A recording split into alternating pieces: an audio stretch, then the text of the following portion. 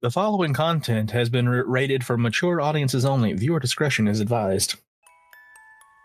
Well, I'm not an expert. I'm not an authority. I'm someone who has been a murderer for almost 20 years. Maybe I should have killed 400 or 500 people, then I would have felt better. People say Ted Bundy didn't show any emotion. There must be something in that. I showed emotion. You know what people said? See, you really can get violent and angry. Welcome to the Squonk The Hag, a podcast about murder, mystery, the supernatural, and even a conspiracy or two. Dun, dun, dun. My name is Mo. And I'm Kraken. I didn't murder anyone on vacation, so that's good. Yeah, that's always a good thing. I'd be a little concerned if you did. Anyway, we ready to jump in?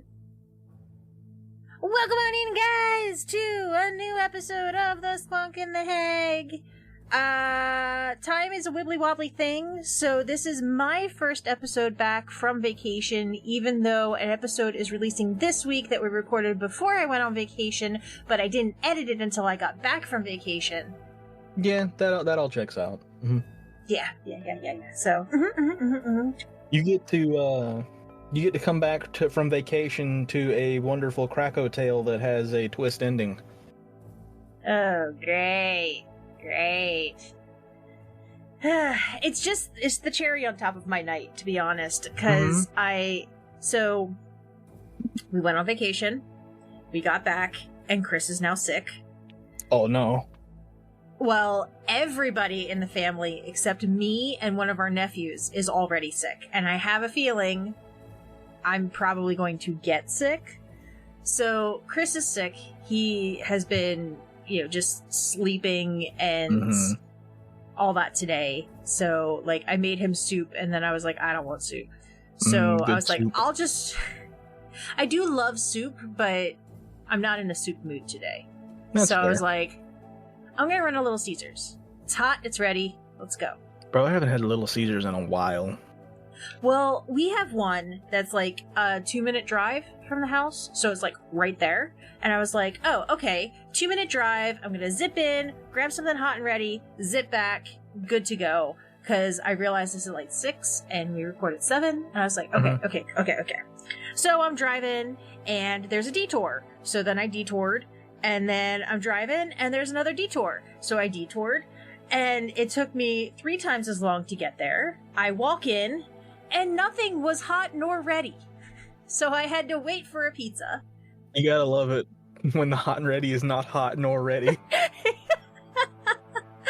Yeah, well, and where this is, it's on a corner, it shares a location with other stores and stuff like that, and it's at this weird intersection, so it's always a bitch to get out of there no matter what. And there was a car coming the opposite direction into the parking lot while I was trying to exit, so I tried to scoot over so they didn't hit me because they were over the line, and I hit the curb and broke a side panel off of my car, and then had to stick it in the back seat, but it was too big, so I had to open the window and have it hanging out the side of my car. So then I can't... Wait, a whole, massive side panel? So, there's the doors, and then underneath there's a 6-inch strip that makes your car look lower or whatever. It's that 6-inch strip from tire to tire. Bro. So I come home and walk in the door with a pizza and breadsticks and a 2-liter soda and this giant piece of fiberglass car part. And Chris is like, what happened? That was the most Mo story that I have ever heard, and honestly, I don't think we need to record an episode now because I can't follow that. Thanks for listening, everyone. That's gonna be it for the episode. We're doing a mini-sode. But at least you're okay. And it wasn't a serious thing. And I didn't hit another car or anything. I hit a curb and yanked a chunk of my car off. I mean, it still sucks, but you know, it could have been a lot worse, so... Well, and Chris thinks he can reattach it. Yeah, that doesn't sound like that bad. Yeah, but I'm like... A little bit of super glue, it'll be fine. Yeah, I have plenty of super glue. I have hot glue, I got duct tape. I mean, it's gonna look horrible, but I got it. But yeah, so... Duct tape is the style now, it's fine. Yeah! So that has been my evening since I finished work. It has been a very eventful evening. And now we have a crack hotel. But yeah, You were talking about the detours, and you were like, I turned, and then there was another detour, and then I detoured, and then there was another detour. So I was just like, can you imagine if someone just went out and took the detour signs and like made them like loop around the block, and like everyone who followed the detour signs was just making a big circle? It's like, I passed that house already. Like, wait a minute.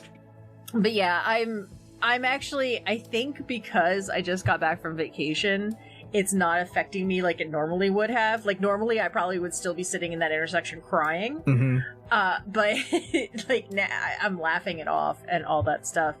But yeah, we had a really good time. So we went down to, for the people who don't know, you know this, we went down to Orlando to Disney because Chris has two little nephews.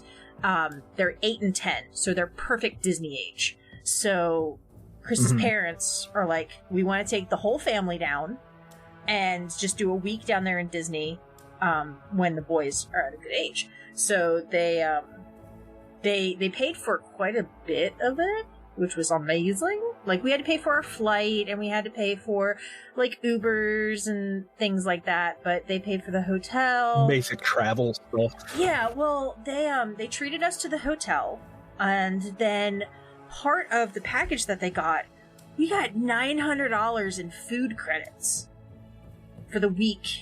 Nice. So yeah, we got to eat like horribly delicious food. Like, I sent you pictures of the prime rib.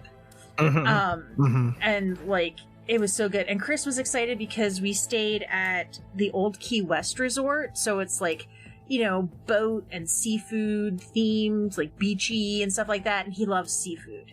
And I guess the last night we were down there, he was like, because it was hotter than Satan's armpit down there, but he was like, I don't feel that great, the heat got to me, I'm not super hungry, but I'll come with, and, you know, we'll sit down and still eat and everything. And then the waitress came out, she's like, so we have this blackened fish with Brussels sprouts and grits, and like every single item on that dish is something that he loves. And I'm like, this dish was made for you.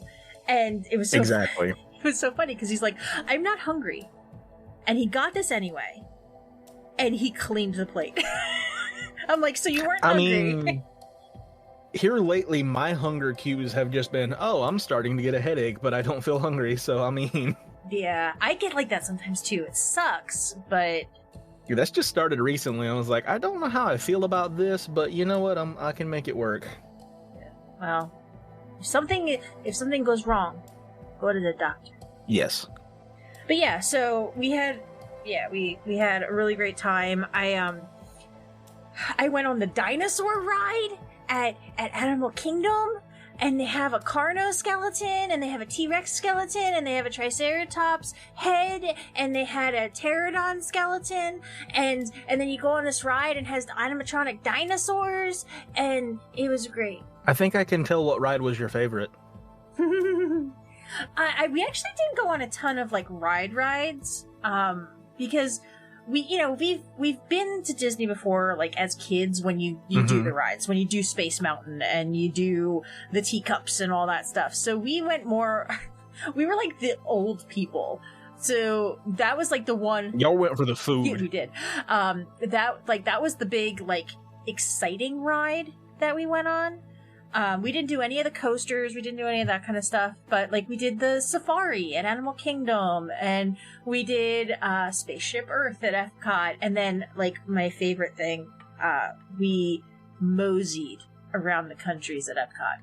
We just like took our time, and sometimes it was like a cool, chill like music and view. We would sit for a little while and just like drink water and stuff like that. And we like went in the shops, and I took like a bajillion pictures of the architecture and all that stuff. And as one does. Mm-hmm. Well, let me tell you, I am so inspired for D&D terrain. I have so many plans. So many plans.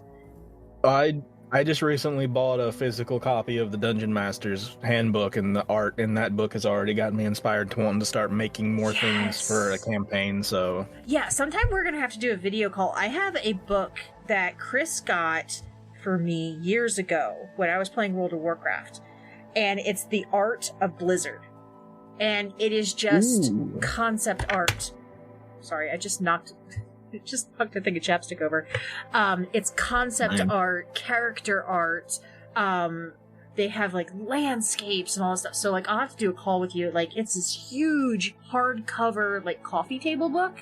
And it's just beautiful. But I will say that one of my favorite like aesthetics, architecture, visuals and everything at Epcot was Morocco. And it has, that like, kind of almost Middle Eastern feel. It has like the beautiful mosaics and just like these gorgeous buildings. Did it also have like those open air markets and stuff? Yes. And love that. One of the cities in the D&D campaign is going to have that vibe because it's like kind of close to the equator of the world, so it's gonna have like this very cool like Moroccan vibe to it. And it's funny because I have one city in my campaign that's gonna be similar. It's more Caribbean though. Oh, I can't wait. Because I've got one that's more open air and stuff, but then the other one is definitely leaning more tropical Caribbean. Oh, that's awesome. That's awesome. I can't wait. I cannot wait. I've mashed a lot of stuff into this, but surprisingly it works. That's awesome. That's so good. I love it. But yeah, so if you can't tell, I had a great time. I built a droid. Who allowed you to do this? It's at Star Wars Galaxy Edge. You pay them money, and then it's so cool. I was so excited. I only took a couple pictures in there, but like it is like a robot workshop. Ooh. In Star Wars. So it has like that gritty, dirty vibe and all this stuff. And then like in the ceiling, it has like hanging conveyor belts. So there's like legs and arms like dangling. And then there's all these like busted up droids that are like decommissioned or being worked on and stuff like that all over the place. And then you obviously you have to go in and then you have to pay. And then they have this conveyor belt. And it's just robot parts.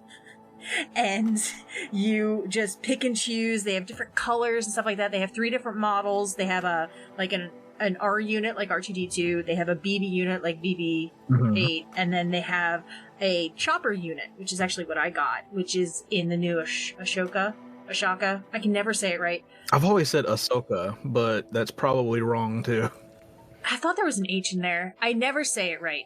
But I don't say anything right, so... I know. So I got a chopper unit, and I named him Chop Suey. Nice. But you go and you, like, pick the parts, and they have different colors and all this different stuff, and you configure what you want, and then you take it to a station, and they have, like, it's an electric screwdriver, but it looks very Star Warsy. And you go and you put it together, and then you put it in this little bay, and you hit the buttons, and you initialize him. And then once he's born, you bring it out, and then you have the remote control, and you get to test it out, make sure everything worked. And then you get a droid. And I got the bundle with this really cute backpack that has a zipper compartment that it's a panel. So you unzip it and fold it down, and you can see his little face. That's amazing. It was so great. It was so great. And can you imagine what kind of droid I would make if I went in there? God, it'd have like 3 heads and no legs. I'm gonna use the BB-8 model since it's like a little ball, and I'm gonna call it YE3T or Yeet for short. And God. We're just gonna start with that, and then I'll figure the rest out. Oh God. Well, one of the funniest things of the day that we went to, that's at Hollywood Studios. Chris is like, "All right, we're gonna go to Star Wars Galaxy Edge. I'm wearing a Star Trek t-shirt." I'm like, I mean, honestly, that same. is such a Chris thing. No, you know what I'm gonna do? No, if I, because I haven't been to Disney World except when I was a teeny tiny little child, so I don't really remember anything there. So if I ever get the chance to go back to Disney World, I'm going to get either a custom made shirt, or I'm gonna find one of Dumbledore on the front, and it's gonna say "Live long and prosper," and then from like who said it, it's gonna say Gandalf, and then I'm gonna wear that. You're the worst. Yes, I know. It's kind of my thing. But yeah, so like I'm feeling really good. And what's really exciting, what's really stupidly exciting is every year so my birthday is always right around Labor Day. And we get Labor Day off of work as a holiday. And our company gives us one free vacation day for our birthday. So I take my birthday week off every year because I can get the whole week off and only use 3 vacation days. So that's next week. So Nice. I went Fair on enough. vacation for a week. I came back to work for a week, and now I'm going on vacation for a week. And Yeah, that checks out. yeah, and it's a staycation this time. So I'm just gonna stay and It's still a vacation. oh, it is very much vacation, and I very much need it. So day 1 down in Florida, I was like, oh, it's hot, I'm gonna wear sandals. And I have these really comfortable leather sandals that like they have nice padding to them and all this stuff. Well, I didn't think that sweat on the bottom of your feet against leather is going to rub and chafe and cause gigantic blisters on the bottom of my feet. So I like nursed it through and was able to like go through the rest of the vacation with minimal pain.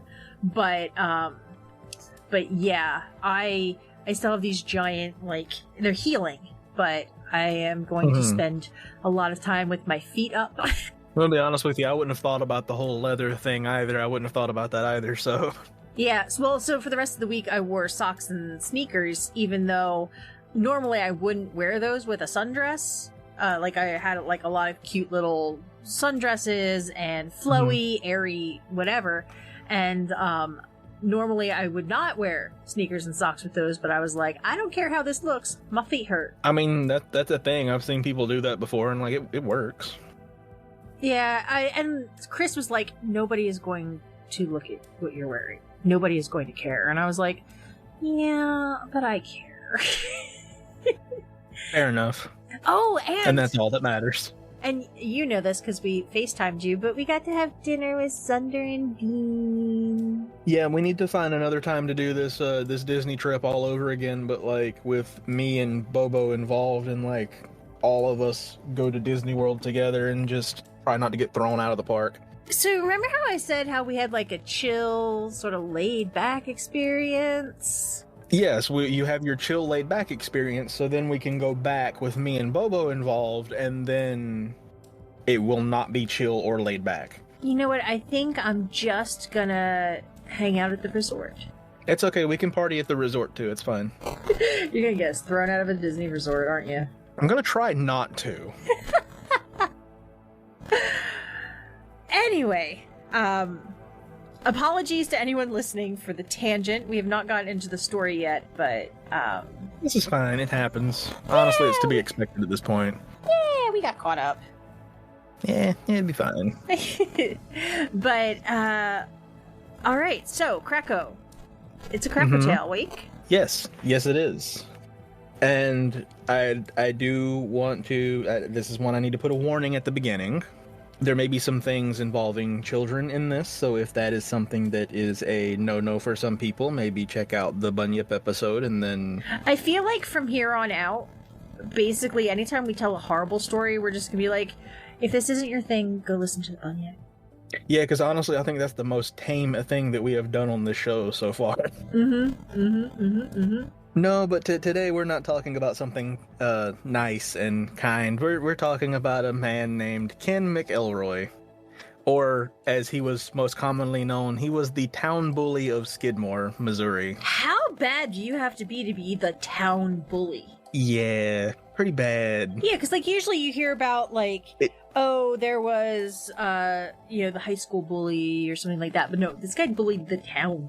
Yeah, it makes a little more sense when you realize that this town was extremely small, and it was so small that they didn't actually have a police department in this town. They just had the county sheriff. Whoa. So, yeah. Huh. Ken McElroy, he was born on June 1st, 1934, to a poor farming couple named Tony and Mabel. They had kind of moved around a bit from, I think it was Kansas, between Kansas and the Ozarks, and then they finally settled down in Missouri in Skidmore. McElroy was the 15th out of 16 children. Was that a typo? No, that is not a typo. Tony and Mabel had 16 children. McElroy was the 15th. Holy crap. That's a lot of kids. That's like a kindergarten. Basically, yeah.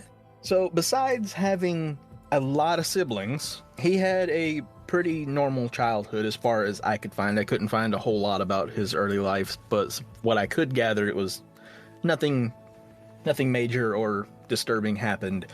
One thing that people think led to his behavior that we're going to talk about is, and I found two different things, so I'm not quite sure which one is accurate here, but apparently when he was young, he was riding on a hay wagon and he fell off and hit his head, and the injury was apparently so severe that he had to have a metal plate put in his head.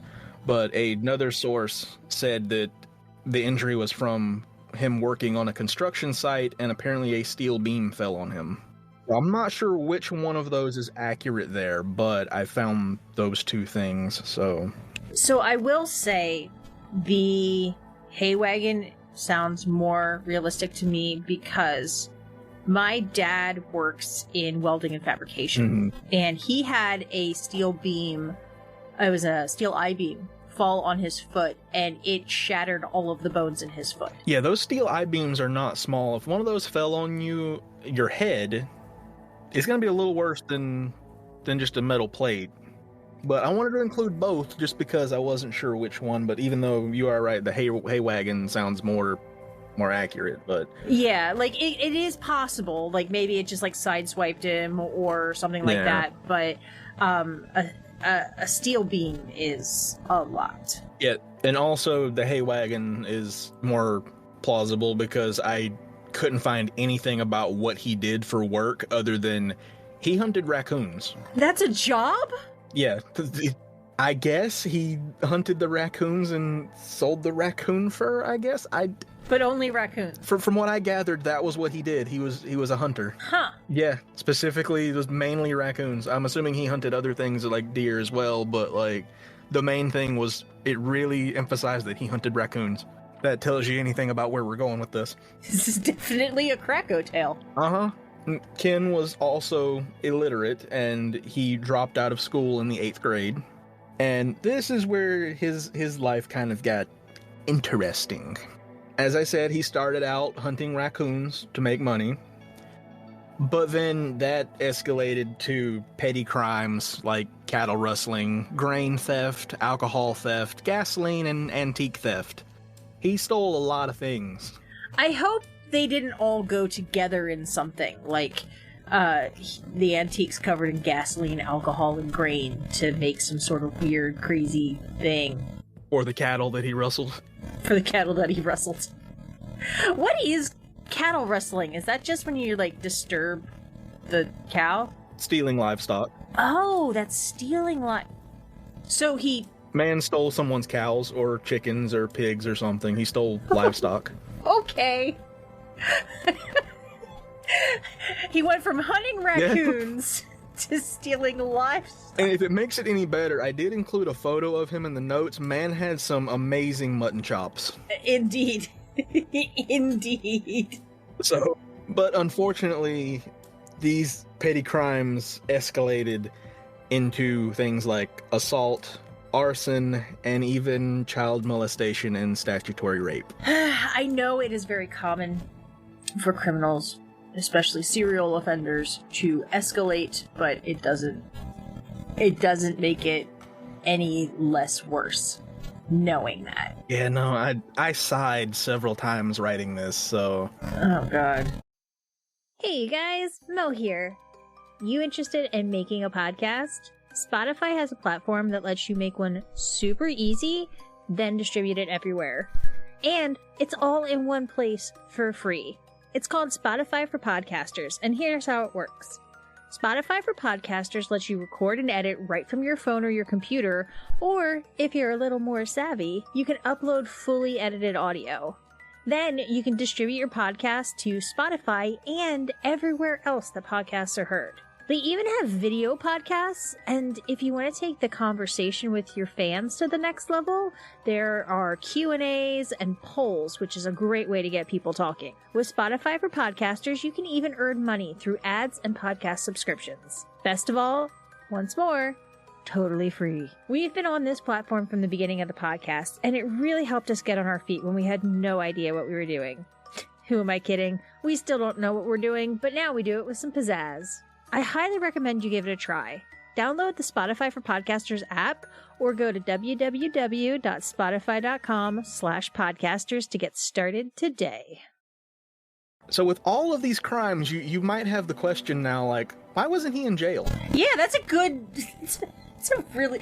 Like, when you start saying more felonies... Mm-hmm. He had charges brought against him 21 times. Oh? But he was never convicted. What? Just 21 charges brought, or 21 times he had various charges brought against him for just whatever it was he was doing, whether he assaulted someone, stole something, whatever he did. He had charges brought against him 21 times, but he was never convicted because he had a habit of intimidating witnesses. Of course. While out on bond. Of course he did.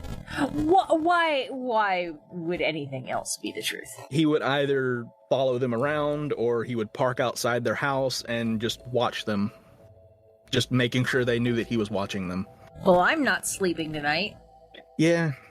And his defense attorney, Richard McFadden, even said in an interview, he was the best client I ever had. He was punctual, always said he didn't do it, paid in cash, and kept coming back. He paid his attorney in cash? Yeah, this man was basically a ghost. He did not have a social security card. He didn't have any documents. He had no physical records of his existence, basically. Oh my God. So, he didn't have credit cards or anything like that. He just did everything in cash, and he had no documents proving who he was or anything. As far as I'm aware. I guess hunting raccoons was pretty good, huh? Yeah, I'm sure all of that money just came from hunting raccoons, and it wasn't illegally acquired in any way. Oh yeah, I'm sure. It is also worth noting that McFadden even said that he represented McElroy against a different felony arrest about 3 or 4 times a year. Holy shit! Yeah. Huh. McElroy also had a total of 10 children with several different women. This family is out of control. I'm trying to figure out a family tree, and I don't feel like it would fit on a poster board. Yeah. It's a family forest. Either people's pictures gotta be real tiny, and you got real small. This makes me think of I don't know if you've ever seen the infographic about how many kittens one cat can have. I don't think I have. It's a lot. I think it's one... I'm sure. One single cat can end up leading to hundreds of thousands of cats because they have, if you don't get them fixed, they have babies, and their babies have babies, and their babies have babies, and their babies have babies, and their babies have babies.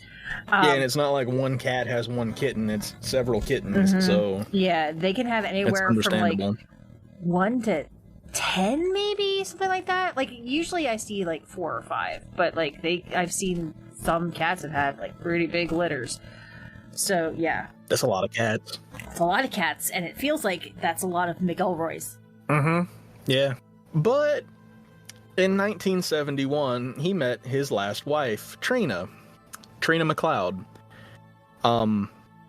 whom he raped repeatedly. It doesn't make it any better that he met her when she was 12 and he was 35. He literally could be her father. Yeah.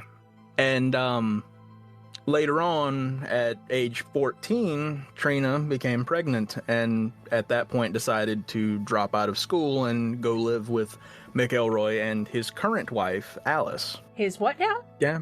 But during a doctor's visit, the topic of domestic abuse came up also with the charges of molestation. But McElroy had a plan. He learned that there was a loophole to get out of those charges. Why am I not surprised that a guy like this would find a loophole? Mm-hmm. He learned that if he and Trina were to get married, Trina would not be able to testify against him, and then since she was the only witness, there's no evidence for a conviction. I hate this guy. Yeah. So, when McElroy found out about that loophole, he decided to divorce Alice and marry Trina. Understandably, her parents were not happy with this. You think? He decided to coerce them into agreeing to this marriage by shooting the family dog and burning down their house. I think I just blue screen. Yeah. I kind of blue screened a few times too. Hey! Because that's a way to convince someone. No! Today's the day we break Mo. So, eventually, when Trina gave birth to a boy, at this point, she decided that she wanted to escape from Ken. So, with the help of his ex-wife, Alice, Trina made it back to her parents' place. But it didn't take long for McElroy to realize what had happened and track them down and then force Trina to come back home with him. Then he returned to the McLeod home to once again shoot the new family dog and burn down the house again. It only goes downhill from here, so I'm just fair warning. I feel like you made this story up. Like this... It sounds like it, and I wish I did, but boy, I didn't. Like, this is... Yeah. This is not how humans do things. No, it's not. So now, after doing that twice, in 1973, McElroy was facing charges of arson, assault, and statutory rape because Trina finally came forward to the police and presented all of this evidence to them. So they were like, okay, loophole aside, we need to do something about this. Yeah. So to keep her safe, her and the baby were relocated to a foster home in a nearby town of Maryville. But he didn't stop there. That wasn't going to stop him. Yeah, I don't think, short of, like, chaining him to a wall, he's gonna stop. Well, the problem was he kept getting out on bail. He never really went to jail and they didn't hold him there, and you think they would have learned after at least like the first time, but he always got out on bail, and being on bail didn't stop him. Also, I try to follow along with the notes, but I don't like read ahead usually. But I see you put in 2023 and it is 20203. I don't know what you're talking about, but I went to a little inflation calculator so I could see what, like, because there was a lot of numbers in this, so I was like, I want to calculate what these numbers would be today. So with those charges, he was released on a $2,500 bail. Today, that would be $17,212.33. Now, did he pay his own bail with, like, the totally not legit money, or did... I never saw anything about who got him out, so I'm assuming he had the money, or his lawyer helped get him out or something. That part wasn't clear, so... Okay. I'm assuming he paid his own bail and got out. Gotcha. So being out on bail, what does he decide to do? McElroy decides to stalk Trina and her foster family. Did he... Please tell me there were no more dogs. No. Thankfully. Thank God. He would sit in his car outside their home for hours, and he even planned to kidnap the foster family's biological daughter while she waited for the school bus so that he could trade her for Trina. The hell? But, thankfully, he never did that. And despite all of those charges, the state failed to convict him. What? I looked through all my sources. I couldn't find a reason for them failing to convict him, but something didn't go through right, and he was not convicted. Oh, I mean, either he had a really good defense attorney, which is possible, or the state's case wasn't strong. You know, they have to prove it beyond a reasonable doubt. And yeah, but you know, they could prove the arson and all of that, because I mean, like, you can't really cover up a burnt down house, but I mean, yeah. So the other thing that could have happened is maybe there was mishandled evidence, or evidence got thrown out, and you know, if it's thrown out, the jury doesn't see it, and yeah, that's awful. Like, this is, I think it's so interesting how many cases you look at, like Dahmer and Bundy and a lot of the big name serial killers and stuff out there, and serial offenders, how they just stay out of jail somehow they wiggle through the system, they just slip through the cracks. Then they just continue doing these horrible things. It's horrible. That's the thing about this guy, was like, as soon as, it's almost like he got out on bail, and the second he walked out of the courthouse, he was right back at it. He didn't like lay low for a little bit or anything. It was just immediately like nothing had happened. That's messed up. And after all of this, he would go on to convince Trina to move back in with him again. So unfortunately, she was kind of stuck in that situation. That's horrible. Yeah. Kraken, I don't like this. I don't know how the laws were on... I don't know how the laws were on, like, age and marrying and stuff like that, but, like, you think they would have done something about that, but... I don't like it. I guess there wasn't much they could do. If I start crying, can we turn around and go back? Maybe. So, it's kind of weird saying this, because you don't know the ending yet, but we'll get there, but, like, I don't know if you're going to be happy about the ending, or if you're going to be just confused about the ending. I don't... We'll find out. Yeah. Yeah. So later on July 27th, 1976, a local farmer named Romaine Henry claimed that McElroy had shot him twice with a shotgun after the two got into an argument over McElroy shooting guns on Romaine's property. Apparently he was out there hunting on his property and firing guns, and he wasn't happy about that, so he told him to leave. Oh, yeah. And McElroy wasn't happy about being told to leave and being told what to do in general, so he fired a shotgun at him. Thankfully, it didn't kill him. Yes, thankfully. Obviously, because he brought forth the charges on it and everything. Yeah, but it's like, if it's someone's property, you can't just go on there and shoot guns. Like, he thought he could. Obviously. Ugh. So, with that, he was charged again, this time with assault with intent to kill. But he was again released while the courts processed the case, and according to Romaine, in the following months while they were processing the case, McElroy had been parking outside his house over 100 times. Oh my god. And surprise, surprise, he was able to escape prison once again with the help of his lawyer, despite the testimony and two separate witnesses confirming that it was McElroy who shot at Romaine. Because, according to a judge, McElroy found out where some of the jury members lived and put rattlesnakes in their mailboxes. How does that happen?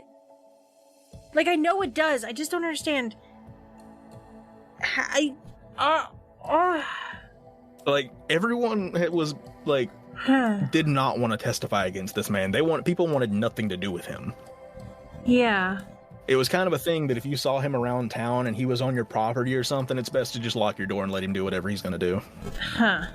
Because it's kind of better than what he might do to you, apparently. Huh. Whew. Okay. As you can imagine, the townsfolk are getting a little upset with this man not going to jail. Sometime in 1980, Trina took one of McElroy's daughters from a previous marriage, her name was Tonya, to a grocery store. And it wasn't long before Trina and the shopkeepers, 70-year-old Ernest Bowenkamp, and his wife Lois, were in an argument over whether Tonya had attempted to steal a piece of candy.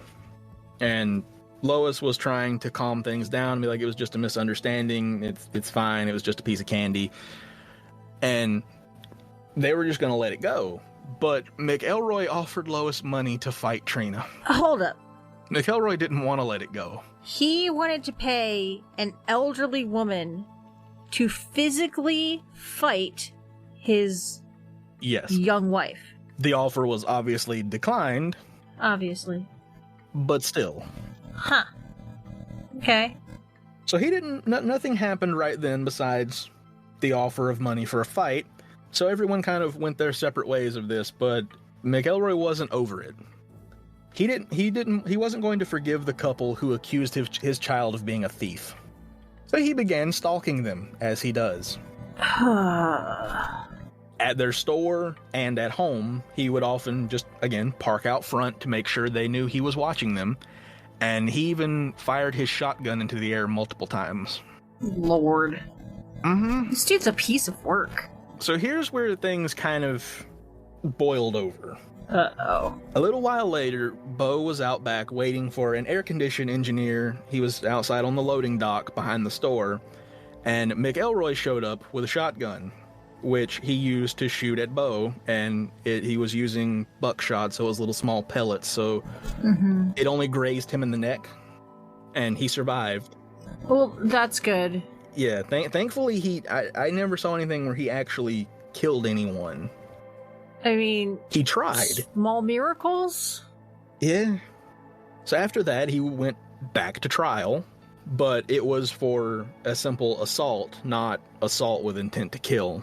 How was that not assault with intent to kill? He shot him in the neck. I know. There was no reason given for why it was just classified as assault, but I agree it should have been with intent to kill, because I feel like that's kind of what he had in mind when he fired a shotgun at someone. Yeah, like you don't fire a gun at a person. Exactly. There's nothing after that. You just don't fire a gun at a person. Exactly. This guy. Mm-hmm. So he had his long trial, and he was finally convicted and given a 2-year sentence, but... Oh god, there's always a but. He was released on a $40,000 bond. Today, that would be $148,393.69. He only got out on bond because his lawyer had appealed the conviction and they had to wait for the appeal to go through. We all know what happens when this man gets out on bond. Bad things? Yeah. As soon as he was released, he went into a local bar. It was called the D&G Tavern, with an M1 Garand rifle, complete with bayonet on the end. And he loudly told everyone in the bar that he announced in gruesome detail how he was going to get his revenge on Bo. Oh my... For trying to get him arrested. God. And for all of this. But he didn't do anything when he walked in and did this. He basically just walked in, said all of this, and sat down at the bar for a drink. He just wanted to kind of show everyone that he was serious, I guess, or something. It was just more for show than anything when he walked in there, thankfully. Yeah, but he had a freaking rifle with a knife on the end. Yeah. And the one I included in the photo was just for an example. That's just one that I found. That wasn't the actual one used, but... Yeah, but it's a rifle with a freaking knife on the end. Yeah.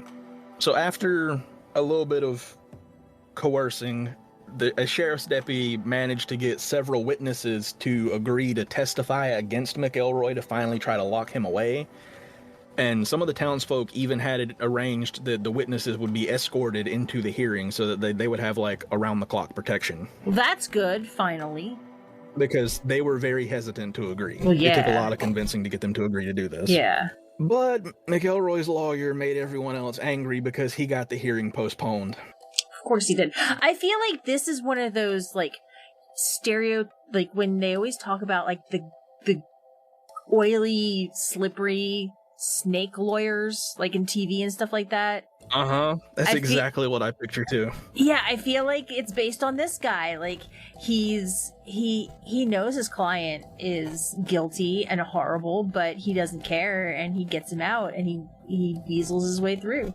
That's the thing, too, is, like, I know your job is to represent people as a lawyer, and that's how you make your money, but like at some point, do you have to like look at the person you're representing and like, no, I can't do this? Well, I think, when you make the decision to go into defense versus prosecution, you go in with the mindset of... Yeah, that's just a weird one for me. So, after all of this, the townspeople on July 10th, 1981, the townspeople have decided that they were going to do something about this. They'd had enough of this. Like, he's getting away with too much. So, a lot of them gathered at the Legion Hall with the county sheriff, Dan Estes, to discuss what they could do and how they could defend themselves. And during this meeting, McElroy and Trina drove into town and went into the tavern to go have a drink. And McElroy was advised by his lawyer that he needed to stay out of town for a while. But, of course, he's not going to listen. Yeah, I was going to say, he doesn't seem like the type of guy who listens when he's told to do something. No. And being a small town, I'm sure you can imagine word travels fast. Soon, all these people who were at this meeting heard that he's in town.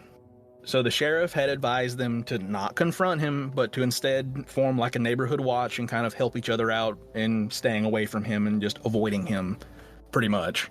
And after the meeting was over, Estes left town in his police car, and all the people who were still at Legion Hall, it was about 46 people or so, they all agreed to head over to the tavern as a large mob. Did they have pitchforks and torches? Almost. So they all went into the bar, they filled the bar up, and nothing happened. They all just kind of made it seem like they were just going in there to have a drink or anything. They were all just kind of going in and doing their own, just minding their business. While they were inside, eventually McElroy and Trina left the building, and according to Trina, when they left, a large number of the people in the bar followed them outside. Oh no. Trina got in the passenger seat, and as McElroy sat down in the driver's seat, gunfire erupted. And McElroy was shot and killed by at least 2 gunmen. I don't like that I'm going to say this, but I'm surprised it was only 2. It's only 2 that we know of, because there were. But I was expecting 46. Yeah, the reason we only know of 2 gunmen is because out of around 46 witnesses, no one called an ambulance and no one claims to have seen a thing. So it was vigilante justice. That's why this one is unsolved, because they don't know who pulled the trigger. No one was ever convicted for this. Oh, wow. Because no one wanted to say who did it. Yeah. Trina was the only one who claims to have been able to identify a gunman, because apparently she looked in the rearview mirror. About that time, she saw someone raising a gun, and that's when she shouted, "They've got guns," but it was too late at that point. Oh, wow. And out of all the shell casings that were found, apparently where they were located, that put one shooter behind McElroy's truck, and the other one was about a half a block down the street. Oh, wow.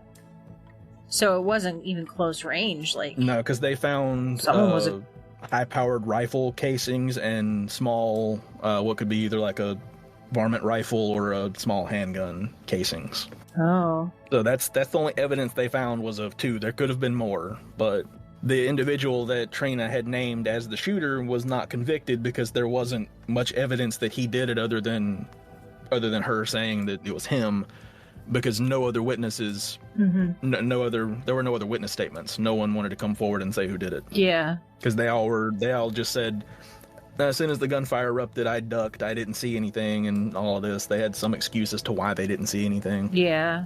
And it may not be an excuse, they may have really not seen anything, but... Yeah, but they were probably just happy to have everything over with. I hate to say it that way, because a loss of life is never a good thing. But... And had he not had that postponed and he actually went to jail at that point, that wouldn't have happened. Yeah. But they felt that was the only thing they could have done. Yeah, because he just kept getting, you were saying 3 or 4 felonies a year. Yeah. And then he was just getting out of all these things, just terrorizing them. So I could see them literally being fearful for their lives. So I'm not justifying this. I'm not saying they should have done this, but... Yeah, right. At that point, they were just they were out of options. Well, and the people who didn't shoot were probably they just it was just over. And it was like that weight lifted off their shoulders, so they just kept quiet. Yeah.